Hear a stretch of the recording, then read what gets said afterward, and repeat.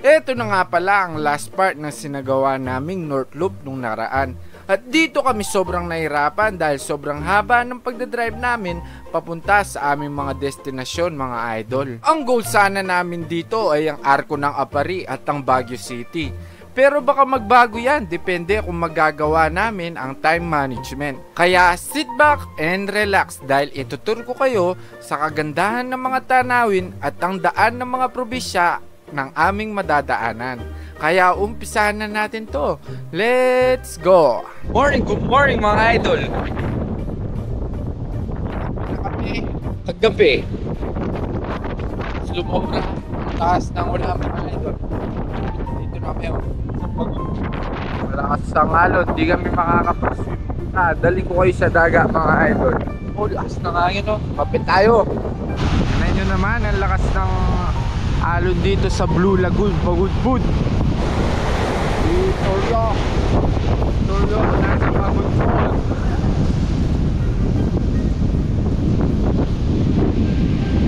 Let's go. Tara na. Let's go. Punta na tayo ng mga idol, Baguio. Time check tayo 8:54. Hindi namin alam anong oras na makakarating doon sa Baguio. Dito pa kami sa Pagudpud. So tara, samahan nyo kami sa aming biyahe. Umpisa na nga yan ng mahaba-habang biyahe. Ang final destination namin ay ang Baguio City. Nasa 582 kilometers sumatotal mga idol. Kasama na yan ng mga side trip sa Apari Welcome Arc. Isipin mo yon, 582 kilometers. Tapos nasa 14 hours na biyahe, wala pa dun yung stopover. Manlalambot ka na lang talaga pag iniisip mo mga idol. Ang una namin destinasyon ay ang Patapat Bridge, Ilocos Norte. Dati lagi ko lang nakikita sa social media. Eto, ngayon ako'y naririto. Nako, sobrang ganda talaga dito, mapa social media o personal. Na? Alright, magpipicture muna tayo dito sa mahabang daan dito sa Pagudpud. Sayo 1, 2 Kapote move. Wala sa Pagudpud. Wala mga idol. Ganda oh, tingnan nyo mga idol.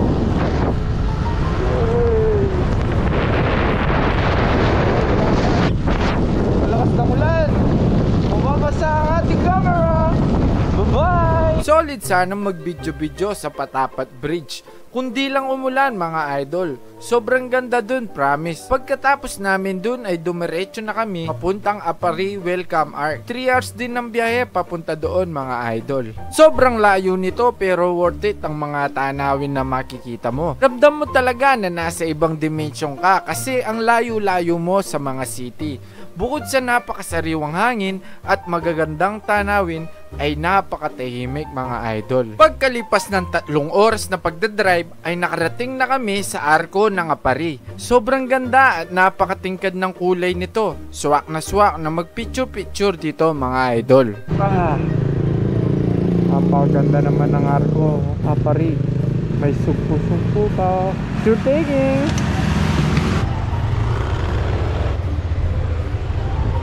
Go! Baguio City naman tayo mga idol.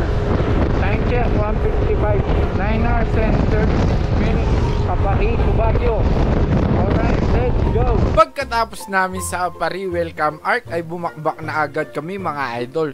Sa oras na yan, lagi kong naiisip at natatawa sa katagang malayo na pero sobrang layo pa. Kayo ba mga idol? May balak din ba kayong mag North Loop? Huwag na kayong magdalawang isip. Genyo na yan. Mahirap pero sobrang worth it mga idol. Pagkatapos nga ng mahigit 2 oras na biyahe ay nakarating na kami sa Tuguegarao.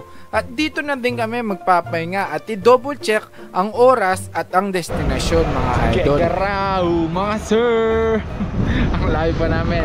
Yan, okay na 7 hours and 39 minutes. 4:10 na. 4:10 PM na. Ano ba to? Alright, change the plan. Di na kami magbabagyo. Magkano na lang tayo? Dinagyawan, Aurora. Masyado pa malayo Baguio mga idol. Aabutin kami ng madaling araw. Sa Dinagyawan, aabutin kami hanggang alas 11.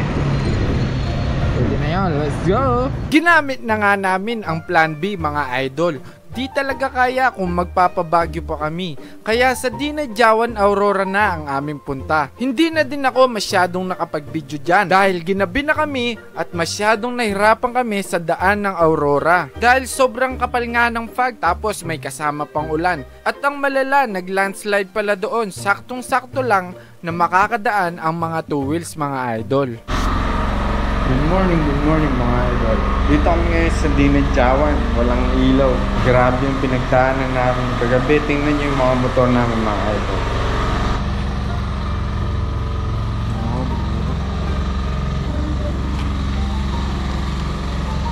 Disaster. Nareping.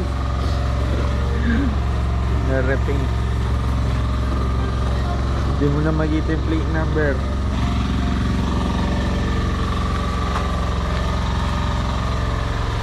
Tingnan mo yung Dinagyawan, nakalbuano. Sa di inaasahan nga ay nagupit nga pala ng sunod-sunod na bagyo itong Dinagyawan. Lalong-lalo na yung bagyong Pipito mga idol. Halos nawasak ang mga transient sa may front bridge at nagtumbahan ang mga poste ng kuryente. Buti na lang may generator ang aming tinuluyan mga idol. Bago ko nga kayo itur dito mga idol ay may konting pabor lang ako. Baka pwedeng pakishare ang video ito at pakipollow na din ang aking Facebook page. Yun lang, sobrang happy na ako mga idol. Salamat po.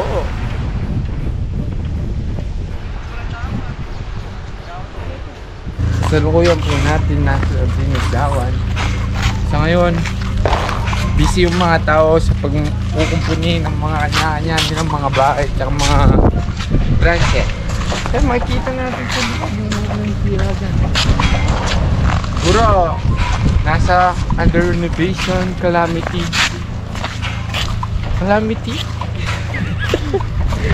Basta yun, mga siguro isa o 2 buwan walang kuryente dito mga idol. Ngayon, low tide. Ha? Basta yun. Cut, direct. Naghahanap ng mga bubok. Nandito po lahat, napunta dito. Dinagyawan National High School. Dario, eto makalas pinakasama sa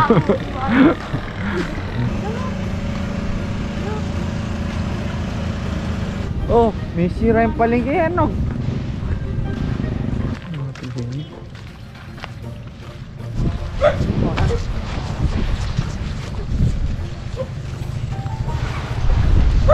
Hey stranger.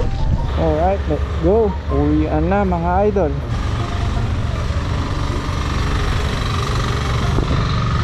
Sir, thank you. Thank you sir. Idol. Oh, sir. Nakakalungkot nga lang isipin na ganito ang sinapit ng Dinagyawan. Isa ito sa mga paborito kong dagat dahil may mga coral at ang sarap mag-snorkeling kasi napakadaming isda mga idol. Sana makabawi agad sila. Tumas na nga ang nakalipas nung nagpunta kami dyan mga idol. Kaya siguro medyo nakabawi-bawi na din sila kahit papano. Shoutout nga pala sa tinuluyan namin dahil sobrang bait ng may-ari. Pwede nyong i-check ang kanilang Facebook page. Search nyo lang, Imi Pugu Transient House. Di ko alam kung tama yung pronunciation ko pero ito ang kanilang Facebook page. At yun na nga, 1,264 total kilometers ng aming sinigawang North Loop. At 4 days and 3 nights nga pala yan mga idol. Sobrang nagpapasalamat ako kay Lord dahil safe namin nagawa ito. At salamat din sa mga nakasama ko sa unforgettable at dream ride na to. Paano ba yan? Uwian na mga idol. Back to normal na naman ang buhay-buhay. At siguro dito ko na tatapusin ang North Loop vlog na ito. Salamat sa mga nanonood sa mga part 1 and 2. Sana more ride pa ngayong 2025. O siya mga idol, huwag niyong kalimutan mag-follow, like, and share. And I always thank you so much for watching. Goodbye.